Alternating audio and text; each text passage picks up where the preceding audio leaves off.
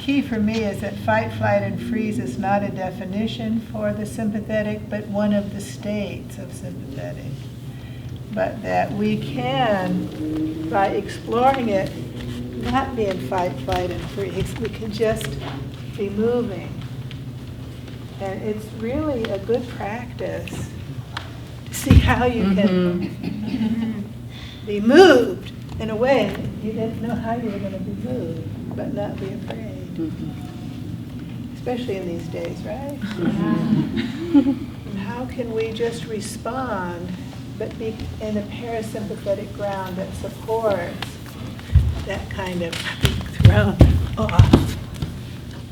Really being thrown off. But we have the inner support of where we are. So whoever defined it as that and then perpetuated it was throwing us into that state. You know, we believe the definitions. It's just about outer focus and having things happen from outside of us in a way. And how can we respond rather than just reacting and feeling threatened? Well, first of all, we might be threatened. I just really did fall down. Thank you.